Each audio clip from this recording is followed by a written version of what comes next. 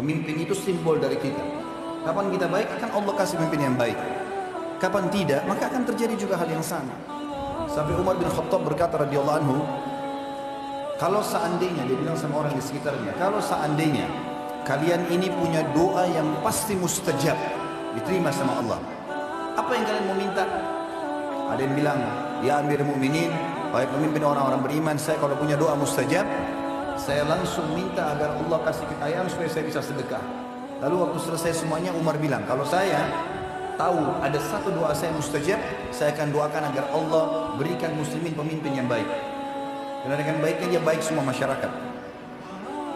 Kenapa kita tidak teman-teman di mimbar Jumat, di tempat-tempat ceramah seperti ini, di tengah-tengah keluarga kita, kenapa kita tidak bilang, ya Allah berikan hidayah pemimpin? Siapa yang Allah berikan amanah untuk memimpin satu komunitas rakyat, kalau Nabi ingat, kemudian dia menipu mereka, misi yang tidak dijalankan, dijanjinya ada perubahan, ada sesuatu yang dia bisa berikan, sesuatu bahkan yang dia ambil belakang rakyat tidak mengetahui, maka dia mati dalam keadaan itu, diharamkan baginya surga. Karena kalau kita punya masalah sama satu orang saja, itu sudah berat. Padahal kalau kita punya masalah dengan satu komunitas masyarakat yang besar. Nabi SAW di hadis selanjutnya mendoakan kehancuran yang pada saat diberikan jabatan, mereka sengaja menyulit-nyulitkan masyarakatnya. Apa kata Nabi SAW? Ya Allah, man waliya min amri ummati syai'an syaqqa alaihim fashq alaihi. Ya Allah, barang siapa yang mengurusi suatu perkara umatku lalu dia mempersulit mereka, maka persulitlah dia. Syaqqa alaihim, dia merumitkan permasalahan, dia menyusahkan mereka, maka susahkan juga kehidupannya. Dalam Islam kita dilarang mengejar jabatan, tapi kalau kita ditawarkan dan kita melihat kalau kita tidak menerimanya justru akan berbahaya, di situ kita boleh. Saudaraku seiman, orang-orang yang mati syahid banyak sekali. Bisa mati di medan perang, bisa juga mati dengan cara yang lain. Sebagaimana cukup banyak ditanyakan oleh Nabi SAW dalam hadis Bukhari kepada para sahabatnya, siapa yang kalian anggap orang mati syahid? Maka mereka mengatakan yang mati di medan perang, ya Rasulullah. Kata Nabi SAW, kalau begitu syuhada umatku sangat sedikit. Ketahuilah, siapa yang meninggal kena penyakit perut, siapa yang meninggal kena penyakit taun atau pes, dan siapa yang meninggal karena membela dirinya, membela keluarganya, membela hartanya, maka semua. Masalah ada orang menertawakan, gak usah dipedulikan. Nabi SAW ditertawakan, dianggap penyihir, ya. Apa yang lebih berat daripada itu? Nabi SAW lagi ceramah nih, penyihir tuh jangan dengar gitu. Begitu. Ini penyamun nih, ngarang-ngarang, dusta, jangan dipercaya. Bahkan Nabi SAW jalan, itu diikuti oleh pamannya Abu Lahab di belakang. Jangan percaya orang ini, ponakan saya lebih tahu dia pendusta. Saya tidak bisa bayangkan, subhanallah, pada saat itu bagaimana baginda Nabi SAW lagi ceramah, sampai dakwah, terus di belakangnya pamannya sendiri bilang, jangan percaya orang ini pendusta, saya lebih tahu dia. Bayangkan beratnya itu, luar biasa. Kita sekarang ceramah leluasa menyampaikan. Jadi menurut saya Allah alam tidak usah terlalu terpengaruh dengan cibiran orang, ya. Biar aja mau cibir, urusan dia. Antum tinggal terima transfer pahala. Kamu begini, kamu garis keras lah segala macam, senyum saja. Gaya lebih melekat di masyarakat timbang dalil di masyarakat Indonesia. Karena memang sudah terlalu lama ya tradisi kita ini. Jadi di Indonesia ini ada satu hal yang sedikit saja sebenarnya. Kalau kita perbaiki, insya Allah jadi baik semuanya. Dengan izin Allah, mudah kok, gitu kan. Selama ini kita menjadikan tradisi kita menjadi Islam. Tradisi suku ini, tradisi suku itu dimasukkan ke Islam. Seperti ada tradisi orang-orang di Indonesia, suku-suku tertentu sebelum masuk Islam mungkin mereka terbiasa dengan ilmu-ilmu hitam, ilmu sihir. Begitu masuk Islam ditarik itu ke Islam. Ada tradisi suku-suku kita di Indonesia kalau menikah perempuannya harus terbuka, ditarik ke Islam, gitu kan? Ini nggak boleh mestinya. Ini harus diubah persepsi. Lalu bagaimana Ustaz? Jadikan Islam sebagai tradisi. Itu yang benar. Tarik Islam menjadi tradisi kita. Pakaiannya, makannya, menikahnya, ekonominya, semuanya Islam. Sehingga kita punya standarisasi yang memang hargai keputusan suami. Ibu-ibu, poin ini penting bagi ibu-ibu. Keputusan suami, kalau suami bilang kita berangkat ke sini, ya sudah. Kita akan begini, ya sudah, hargai keputusan itu. Kalau kita punya masukan, tapi ada seperti ini, bagaimana? Oh nanti itu, insya Allah, baik. Ambil keputusan itu. Karena memang dia sebagai pemimpin, ini harus kita ketahui. Bagi istri, supaya rumah tangganya bisa bagus, hargai keputusan suami. Kalau dia tanya kepada kita, bagaimana menurut kamu? Terserah aja, silahkan jalani, saya ikutin saja. Ini kiat yang sangat penting dalam rumah tangga. Dengan cara ini, semua suami akan sayang dengan istri. Utsman bin Abi Maz'un radhiyallahu anhu pernah berkata kepada Nabi SAW, ya Rasulullah, saya kalau sholat sering terganggu. Kadang-kadang saya ingat kerjaan, ingat keluarga. Kadang-kadang juga saya khusyuk. Kata Nabi SAW, itu ada golongan syaitan yang bernama khinzir atau khanzar yang bertengkar di sebelah kiri kuping musolli, orang yang sedang sholat. Dia akan mengatakan ingatlah ini, ingatlah itu, sampai dia lupa berapa rakaat dia sholat. Kalau datang kepadamu, bacalah a'udzubillahi minasyaitonirrajim, isti'adzah, lalu meludahlah, tiuplah ke sebelah kirimu. Ditiup, bukan meludah besar ya. Nanti orang di sebelah jadi marah nanti. Jadi ditiup tiga kali.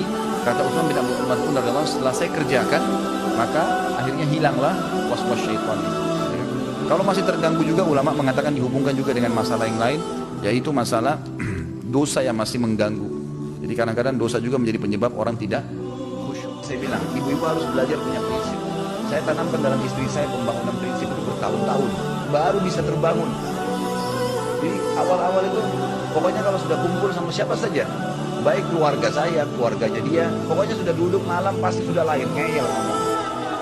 Sudah kemana-mana, itu begini ya, itu begini ya, itu begini ya, menghayal masuk rumah tangga orang lain, gitu kan. Saya udah tahu, oh ini pasti kemana-mana nih. Sudah, rumah kita ya.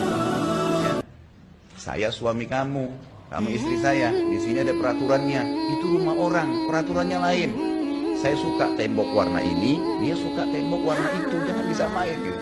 Jadi saya bahasakan, itu harus dikat, karena kalau tidak, banyak sekali ibu-ibu begitu. Bahkan ada yang sampai minta cerai, ada yang minta ribut sama suaminya karena dengar cerita temannya tentang suaminya. Ibadah itu tanda kutip harus dipaksakan. Ya bisa enggak? Kalau antum tidak paksakan sholat malam, mulai nanti malam, bunyiin jam beker, atur sejadahnya, bubuhi minyak wangi, paksain diri bangun, mustahil sampai mati antum tidak akan sholat malam. Karena syaitan nggak mau kita ibadah, harus dipaksakan. Kalau kita tidak paksakan, jalan ke rak buku kita di rumah yang kita taruh Al-Quran, paksakan jalan ke sana, ngambil Qurannya, paksakan baca selembar sehari, tidak bakal dibaca sampai kita meninggal. Mungkin sampai anak cucu kita juga tidak sentuh Quran itu. Mereka cuma mengenang, oh itu Quran nenek dan kakek saya. Nggak bisa kalau dipaksain. Ibadah yang dipaksakan, Allah gunakan kata-kata paksa dalam Al-Quran ini ya, tanda kutip bahasa saya ini ya. Allah SWT mengatakan, a'udzubillahi minasyaitonirrajim, walladzina jahadu fina lanahdiyannahum subulana.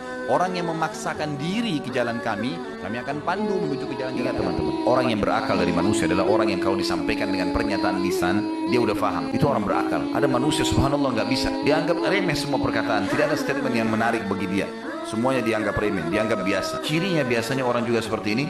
Kalau ada orang bicara, dia selalu tidak mempedulikan. Tidak peduli orang tuanya bicara sambil dia jalan saja. Maka semua tidak ada nilainya sama dia. Orang seperti ini biasanya nanti pengalaman, kejadian baru membuat sadar. Nanti kalau sudah tabrakan, kalau sudah stroke, sudah bangkrut, sudah ini, jadi dia dengan cara itu baru mau kembali ke Al-Quran. Nanti ada orang sudah sakit parah, baru dia mau dengar Al-Quran, baru dia mau baca Al-Quran, tapi sudah tidak bisa. Berapa banyak teman-teman sekalian orang yang sudah tua belum bisa baca Quran, lalu menyesal di masa umurnya itu. Coba dulu saya baca. Coba dulu saya hafal. Ya, Utsman bin Abi Mad'un radhiyallahu anhu pernah berkata kepada Nabi SAW, ya Rasulullah, saya kalau sholat sering terganggu. Kadang-kadang saya ingat kerjaan, ingat keluarga. Kadang-kadang juga saya khusyuk. Kata Nabi SAW, itu ada golongan syaitan yang bernama khinzib atau khanzab yang bertengkar di sebelah kiri kuping musalli, orang yang sedang sholat.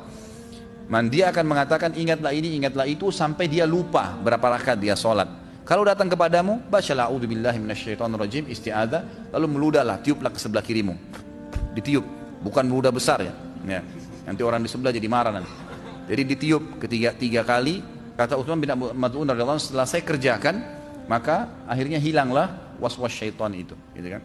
Kalau masih terganggu juga, ulama mengatakan dihubungkan juga dengan masalah yang lain, yaitu masalah dosa yang masih mengganggu. Jadi kadang-kadang dosa juga menjadi penyebab orang tidak khusyuk. Saya bilang, ibu-ibu harus belajar punya prinsip. Saya tanamkan dalam istri saya pembangunan prinsip itu bertahun-tahun, baru bisa terbangun. Jadi awal-awal itu, pokoknya kalau sudah kumpul sama siapa saja, baik keluarga saya, keluarganya dia, pokoknya sudah duduk malam pasti sudah lain, ngeyel ngomongnya. Sudah kemana-mana, itu begini ya, itu begini ya, itu begini ya, menghayal masuk rumah tangga orang lain, gitu kan. Saya udah tahu, oh ini pasti kemana-mana nih. Sebentar. Rumah kita yang ini, ya. Saya suami kamu, kamu istri saya. Di sini ada peraturannya. Itu rumah orang, peraturannya lain. Saya suka tembok warna ini, dia suka tembok warna itu, jangan disamain. Jadi saya bahasakan, itu harus dikat, karena kalau tidak, banyak sekali ibu-ibu gitu. Bahkan ada yang sampai minta cerai, ada yang minta ribut sama suaminya karena dengar cerita temannya tentang suami. Ibadah itu tanda kutip harus dipaksakan.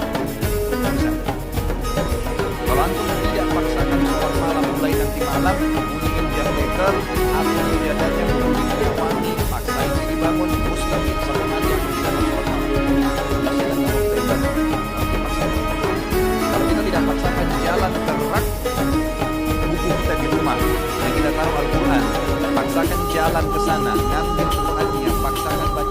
istighfar sehari tidak bakal dibaca sampai kita meninggal. Mungkin sampai anak kita juga tidak senang Quran ini. Mereka cuma bilang Tuhan diri dan bagi saya.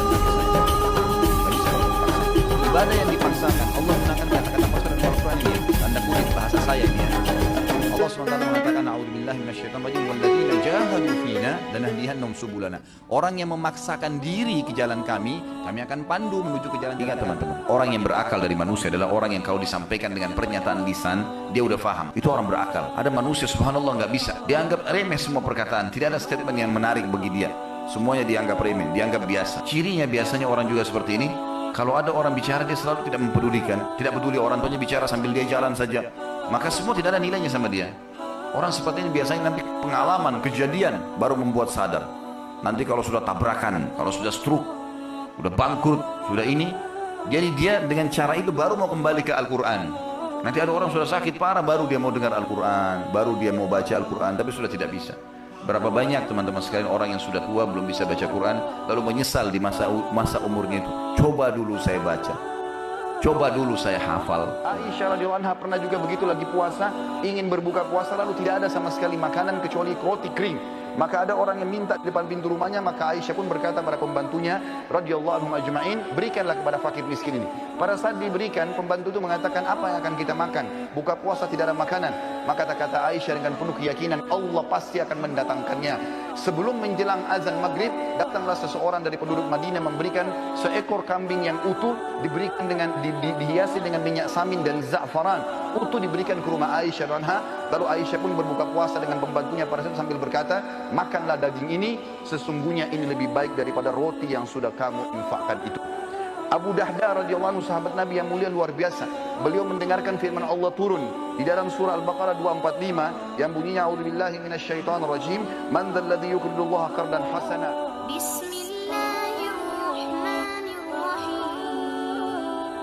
Tunjukkan sunnah pada mereka. Senyum, lebih ramah, lebih dermawan, gitu.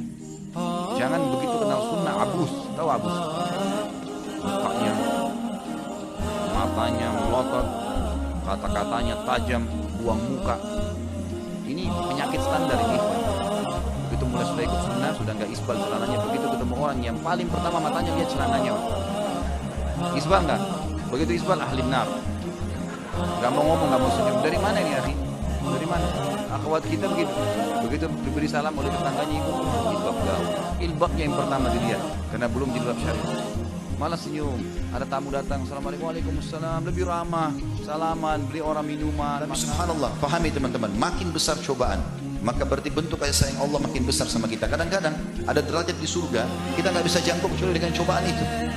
Umur kita cuma 60 tahun misalnya, tapi Allah mau kita menjangkau derajat itu di surga. Derajat itu harus dengan 100 tahun sholat malam, 100 tahun bakti sama orang tua, 100 tahun sedekah. Umur kita cuma 60, 70. Allah mau kita sampai di sana. Allah uji dengan 10 tahun penyakit. Allah uji dengan fitnah yang disebarkan, ghibah yang disebarkan. Yang penting kita tidak salah, nggak usah khawatir. Jangan saja, nggak usah peduli. Allah punya cara membongkar kedok-kedok orang-orang ini. Sebagaimana Allah bongkar kedok orang munafikin di zaman Nabi SAW. Sebagaimana Allah, tidak ada teman-teman, tidak ada orang yang mengatur tim muslihat kecuali Allah punya cara untuk membongkarnya. Bahkan kembali kepada dirinya sendiri. Renungi baik-baik dan tadabburi surah Fatir, surah nomor 35 ayat 40. Kematian seseorang yang sedang terjadi, kalau walaupun itu orang kita cintai, dia tidak hilang, tapi dia sedang pindah alam saja. Maka saya bahasakan dengan baik-baik, saya bilang maaf, saya jelaskan. Yang paling pertama sekali, ada namanya ajal dalam agama. Ajal itu batas umur. Bukan cuma kita, semua benda di alam semesta ini punya ajal. Dan kalau sudah tiba ajalnya tidak akan pernah terlambat. Kalau ada pemahaman orang kalau meninggal dia hilang, berarti dia belum beriman kepada rukun iman yang kelima, iman kepada hari kiamat. Orang yang meninggal teman-teman hanya mendahului kita menuju ke akhirat, kehidupan abadi. Kita pun akan seperti mereka. Tinggal tunggu siapa di antara kita lebih dulu ke liang lahatnya. Asal tiketnya sama, iman dan amal soleh ketemu, pasti ketemu. Nggak boleh kita ragu. Kita pasti teman-teman masuk ke dalam surga dengan istilah kalau beriman, dan orang kafir pasti masuk neraka. Dan semua disampaikan oleh Allah dan Rasulnya benar. Tidak ada keraguan dalam masalah itu. Teman-teman sekalian, dukun ahli neraka, dukun penyihir ramal ahli neraka, jangan diikuti. Gak bisa. Di muka bumi ini cuma ada dua jalan, ada jalan yang ketiga. Bapak Ibu harus tentukan dari sekarang. Jalan yang pertama jalannya Allah Azza wa Jalla, Sang Pencipta. Juru bicaranya Allah yang menentukan apa yang Allah inginkan para nabi-nabi dan rasul. Penyambung lidahnya para nabi dan rasul, ulama dan dai. Teman-teman berhubungan bersama dengan para dai dan ulama, diajak ke jalannya Nabi, jalannya Allah. Itu nggak mungkin salah. Ini jalan yang benar. Jalan yang kedua, jalannya syaitan. Nggak ada jalan yang ketiga. Juru bicaranya itu adalah dukun, beramal, penyihir, penyamun, dan para ahli maksiat. Berteman sama mereka akan dibawa ke neraka. Nggak ada jalan yang ketiga. Jadi nggak boleh kita kesana, nggak boleh. Dan jangan diganti namanya menjadi orang pintar ini, orang bodoh. Iya, orang-orang pintar. Orang pintar dari mana? Aneh sekali bilang orang pintar. Orang pintar itu ulama, itu orang pintar yang paham tentang hukum haram. Kita perlu tahu laki-laki dan perempuan kalau mimpi junub dua-duanya was syaitan. Syaitan datang menjelma menjadi laki-laki atau menjadi perempuan, kemudian ganggu si manusia tadi sampai akhirnya mempermainkannya dengan klimaks. Apalagi kalau memang dia mau jurumuskan orang itu ke dalam dosa, kalau dia tahu orang ini suka dengan seseorang, cenderung ada kecenderungan, maka dia pun berusaha untuk menjelma seperti orang itu dalam mimpi hingga rusuk tadi terganggu pada saat dia bangun, bayang orang-orang itu, orang yang pernah dia kenal misalnya, kemudian terbuka dari pintu zina pada saat bertemu, terbayang dari mimpi-mimpi itu. Oleh karena itu teman-teman sekalian, sebagian ulama mengatakan seorang akan selamat dari mimpi junub kalau dia membaca zikir sebelum tidur. Membaca zikir sebelum tidur dipastikan dia tidak akan junub karena Allah SWT akan menjaganya sampai pagi hari. Dan itu pemainnya syaitan. Tapi kalau dia mimpi junub, maka dipastikan dia wajib mandi, laki-laki ataupun perempuan. Saya mewakili keluarga besar Ayah Hamzah bersama. Saya berharap adik-adik, semua kerabat,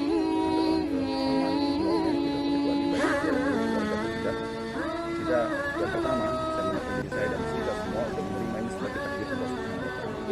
Bagi orang beriman, hukum iman mereka yang kelima yaitu beriman kepada tentang hari kiamat. Dan ini satu paket masalah kematian, alam barzah, hari kebangkitan, dan juga ada sumber. Para sahabat Nabi Ridwanullah alaihi kalau ada yang meninggal, mereka kadang-kadang mengatakan benda gembira buat kami. Kenapa mereka mengatakan bahasa ini? Karena ada jawabannya. Mereka mengatakan karena sebentar lagi akan bertemu dengan Allah.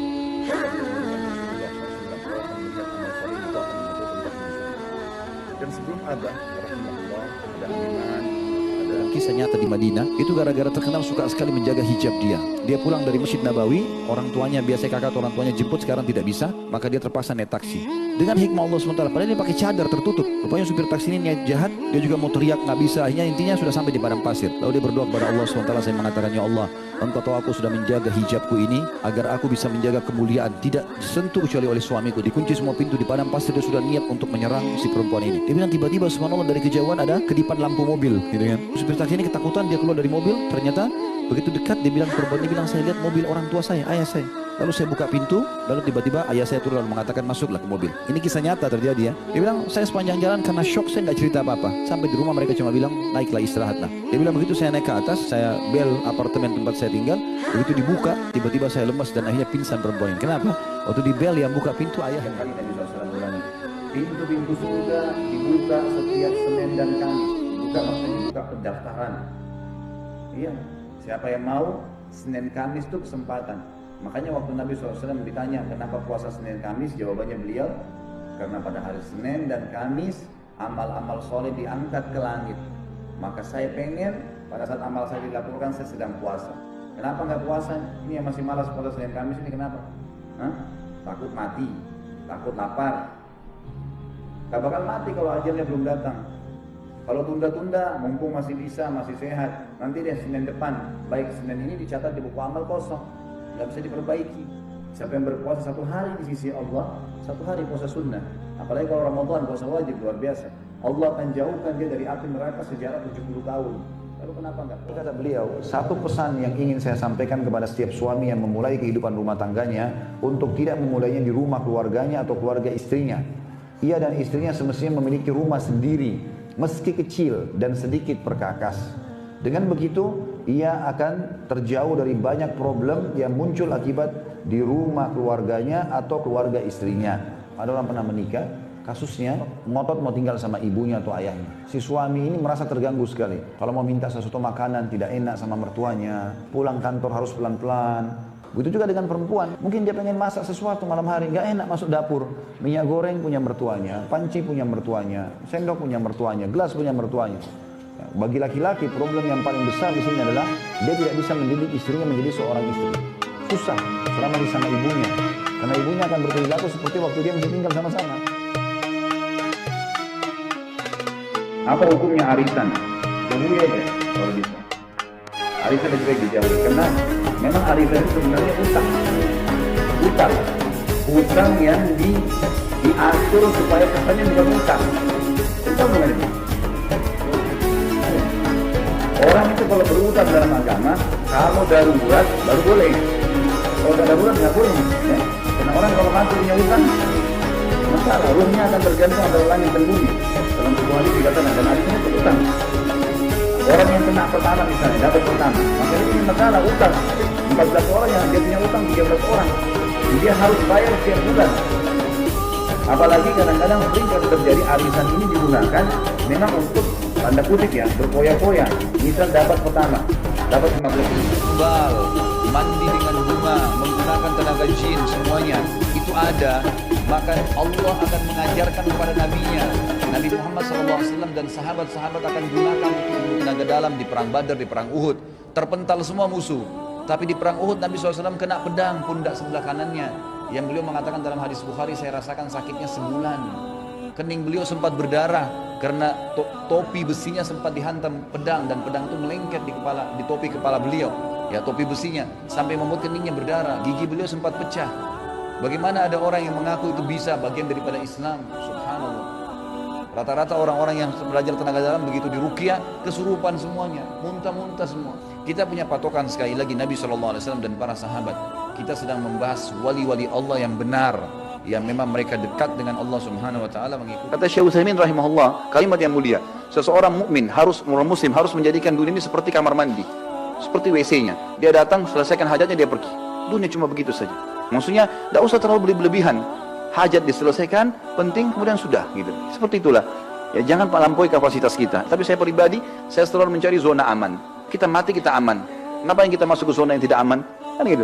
Ini meja kita bagi dua, ini aman, ini tidak aman. Masuk ke aman, teman-teman sekalian. Ibadah yang ada perintahnya, gitu kan. Jangan buka masalah dengan orang lain. Jangan buka pintu utang. Jangan gantung sesuatu. Udah, jelas semua. Kalau saya tanamkan dalam diri saya, prinsip adalah semuanya harus jelas. Udah. Halal, haram, halal tinggal nikmati, halal tinggalkan. Nikmatin yang mampu saja yang ada. Sudah. Saya pulang ke rumah kadang-kadang istri saya tanya ada makanan, enggak ada. Mau beli makanan di sebelah, beli aja makanan, enggak apa. Sini bawa. Toh makan. Untuk apa saya ribut dengan masalah makanan? Banyaknya salawat yang diajarkan, manakah salawat yang paling disukai Rasulullah SAW dan sesuai dengan yang disunnahkan beliau? Salawat Ibrahim yang di tahiyat. Bahkan saya sarankan kalau anda mau lebih baik baca itu saja terus. Allahumma shalli ala Muhammadin wa ala ali Muhammadin kama shallaita ala Ibrahim wa ala ali Ibrahim innaka Hamidum Majid. Wa barik ala Muhammadin wa ala ali Muhammad kama barakta ala Ibrahim wa ala ali Ibrahim innaka Hamidum Majid. Riwayat yang lain, Allahumma shalli ala Muhammadin wa azwajihi wa dhurriyyatihi kama shallaita ala ali Ibrahim innaka Hamidum Majid. Wa barik ala Muhammadin wa azwajihi wa dhurriyyatihi kama barakta ala ali Ibrahim innaka Hamidum Majid. Ini dua riwayat yang berhubungan dengan dibaca tahiyat dan dikenal dengan salawat Ibrahim. Ini yang paling afdal. Maka saya sarankan kalau ada yang afdal, tinggalkan yang mufaddal. Artinya dahulukan ini. Kecuali memang yang sering dilakukan oleh para sahabat pada saat disebutkan nama Nabi SAW, paling sering mereka ucapkan SAW. Dan Nabi SAW juga tidak menegur mereka dengan itu. Tapi kalau mau ditanya mana afdaliyahnya, maka itu syubhat. Dia nggak tahu ini dosa atau bukan. Jadi dia melakukan perbuatan yang dia anggap itu kebaikan, baru sebenarnya bukan kebaikan. Seperti orang banyak sibuk melakukan perbuatan bid'ah, syirik. Ini bahaya sekali. Dia tidak sadar dirinya sedang berbuat kesalahan, dia anggap dirinya sedang ibadah. Sia-sia waktunya, ya, sia-sia ibadah yang sedang dia lakukan karena tidak diterima, tidak ada panduannya. Dan juga nanti akan menjadi dosa itu, menjadi hukuman. Apalagi kalau dia ngotot mengajarkan kepada orang lain, makin banyak tersebar syubhat ini. Sabda Nabi SAW sudah jelas, yang halal jelas, yang haram jelas. Di antaranya ada hal yang samar-samar. Siapa yang menyelamatkan diri dari hal yang samar-samar, boleh atau enggak ya? Dia telah menyelamatkan kesucian agamanya dan jiwanya, dirinya. Dan siapa yang menjerumuskan dirinya pada yang syubhat, tidak jelas hukumnya, dia belum tahu atau dia tidak tahu atau mungkin memang tidak ada dalilnya, maka dia telah menjerumuskan dirinya pada yang haram. Kalau diingatkan, antum mau dengar. Kalau antum merasa diri antum benar, khobot, jalan. Kalau teman-teman ini bisa diingatkan, jangan akhi ini karena tidak akan melakukan. Enggak, tapi ini khobot. Tapi ingat, ini kan dunia kita seperti orang yang sedang belanja di supermarket. Setiap orang yang antara kita boleh pilih produk yang dia mau, tapi lewat kasir. Kami mengingatkan supaya jangan salah. Karena kalau ada dalil, pasti itu diterima sama Allah. Enggak ada dalil, bimbang, paling tidak ragukan gitu. Dan masih tanda tanya, diterima enggak ya? harus jerumuskan diri pada hal itu? Apa kata Nabi SAW? Halal jelas, haram jelas. Di antaranya ada hal yang samar-samar. Siapa yang menyelamatkan dirinya pada hal samar-samar? Boleh nggak ya? Siapa yang menyelamatkan dirinya dari hal samar-samar, dia telah menyelamatkan kehormatan dirinya dan agamanya. Dan siapa yang menjerumuskan dirinya pada hal yang syubhat, dia telah menjerumuskan dirinya pada yang haram. Berarti dalam Islam cuma ada halal, ada haram. Syubhat pun masuk di sini. Ragu pun nggak ada dalilnya. Nikmat yang paling pertama diangkat oleh Allah bagi ahli maksiat adalah tidak bisanya dia berbuat ibadah. Jadi mana sahih? Nggak mau baca Quran, nggak mau sholat, nggak mau sedekah, nggak mau hadir majelis ilmu. Itu awal nikmat yang diantar sama Allah karena dosa yang dia lakukan. Harus kalau sampai seorang di antara mereka berkata, aku mengetahui aku memiliki dosa pada saat aku melihat perubahan pada istriku, tungganganku bahkan tikus yang masuk ke dalam rumah. Langsung beristighfar kepada Allah. Kaum salafus saleh kalau jalan dia tersentuh batu, innalillahi wa inna ilaihi raji'un. Astagfirullah wa atubu ilaih. Langsung mereka mengucapkan kalimat istirja, anggap ini musibah. Kok bisa kena gitu lah. Apa saja. Kadang-kadang orang di antara kita subhanallah tidak engah dengan ini. Sudah ban mobilnya kempes, sudah ada masalah, jalan sedikit ditilang, apalah peringatan Allah banyak sekali, tapi dia tidak engah. Tidak ada kalimat lisannya mengatakan astagfirullah wa atubu ilaih. Malah marah-marah dengan orang, malah caci maki. Maaf, jangan tersinggung kalau saya membahasakan begini ya. Ulama-ulama yang saya pernah belajar dari tangan mereka tidak pernah ada contohkan dari Nabi SAW. Begitu pula dengan para sahabat merayakan tahun baru Islam. Ada itu. Alasan kaum muslimin adakan tahun baru Islam karena orang Nasrani punya tahun baru Masehi. Makanya kita juga tarik-tarik. Nabi SAW man tasyabaha biqaumin wa minhum. Siapa yang menyerupai satu kaum maka dia akan sama dengan mereka. Untuk apa menambah-nambah? Kenapa kita harus merayakan satu Muharram? Apa masalahnya? Apa urusannya gitu? Tidak ada hubungannya dengan syariat kita. Cuma meminta dalil saja. Kembali kepada kemurnian agama. Permasalahannya adalah belum pernah diriwayatkan Nabi SAW merayakan, tidak pernah ada sama sekali. Kita tidak perlu, karena kalau anda buka itu nanti tahun depan rayakan lagi, nanti macam-macam terbumbu-bumbu hilang. Memang Nabi nggak pernah rayain itu. Coba datangin riwayat dia. Kan itu momentumnya. Kita disuruh buat majelis ilmu, jelasin kepada kaum muslimin. Kita hanya mengajak kepada kemurnian syariat. Tapi kalau anda menganggap ya sudahlah saya tetap mau lakukan, anda silahkan. Jangan salahin saya, tapi dan saya betul-betul bukan mengajari yang salah, cuma mengajak kepada kemurnian agama. Malaikat maut bisa datang setiap saat. Saya sering bahasakan di masjid ini bisa tiba-tiba malaikat maut datang. Bapak Ibu tidak lihat, saya lihat cabut terus saya orang cuma mengenang Khalid Basalamah pernah ceramah selesai. Malam ini saya nginep di kuburan. Mobil, motor, istri, anak, saya urusan itu, urusan dunia sudah urusan mereka sekarang. Saya dengan amal saya baik atau buruk, Bapak Ibu bisa terjadi terus detik ini pun bisa. Kenapa kita bisa lalai ini?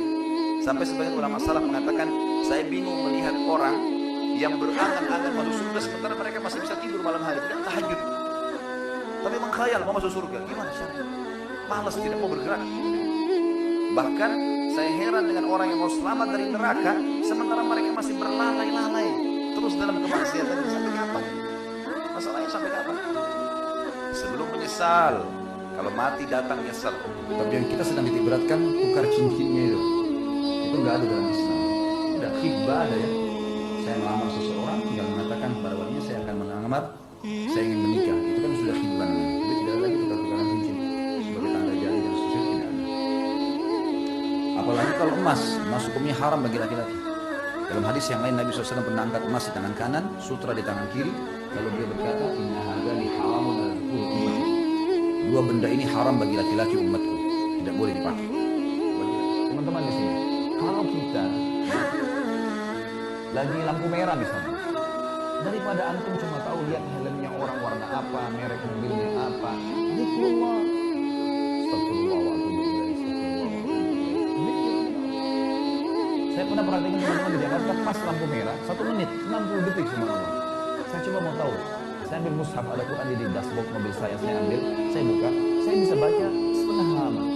1 menit bisa kita baca. Ternyata kalau kita maksimalkan waktu itu luar biasa. Saya pernah pakai 1 menit istighfar, bisa 100 kali. Caranya astagfirullah wa atubu ilaih, astagfirullah wa atubu ilaih, astagfirullah wa atubu ilaih. Yang paling ringkas, gitu kan? Salawat juga begitu. Allahumma shalli ala Muhammad, Allahumma shalli ala Muhammad, Allahumma shalli ala Muhammad. Bisa kita gunakan. Lagi beli barang di supermarket, ya.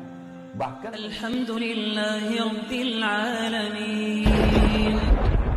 Cuman kalau ibadah beda. Antum seperti meletakkan pelembut kulit, ya, pewangi, beda, bukan luka. Kalau dosa itu luka. Karena orang sumpek, sedih. Nggak ada orang buat dosa itu nggak sumpek. Coba deh, ini alam ini tutup ini sekarang. Pindah ke alam ini hijrah dan jangan setengah-setengah jadi orang baik. Sekalian jadi orang baik. Mau orang bilang alim, mau orang bilang berubah, biarin aja dia ngomong. Itu sepanjang lidahnya nggak ada pengaruhnya buat kita. Usah kalau kita mau dengar perkataan orang. Kenapa kau pakai baju abu-abu ini? Oh iya ganti. Kenapa kau pakai kopi begini? Ganti, nggak punya prinsip. Kenapa kau berubah? Ya saya suka begini, ini prinsip saya. Orang yang buat maksiat aja, untuk apa urus saya? Bisa bilang gitu. Cuma kita dalam ibadah kalau sudah punya iman tidak. Oh karena ini kebaikan, mudah-mudahan kau bisa contohin ya. Orang buat maksiat nggak mungkin bilang begitu kan? Bagaimana hukum sholat di rumah di saat wilayah zona merah Covid, tapi masjid di dekat rumah masih sholat seperti biasa, apakah harus jamaah di masjid atau di rumah? Di rumah akhi, di rumah, jangan dipaksakan, karena memang sekarang ini sudah masalah pandemik, sudah disepakati internasional, mungkin di era kita ini belum pernah terjadi masa seperti ini luar biasa, jadi jangan lagi merasa wilayah itu sudah aman, itu belum tentu gitu ya, apalagi sudah divonis sebagai zona merah. Sekarang saya sholat di rumah saja insya Allah.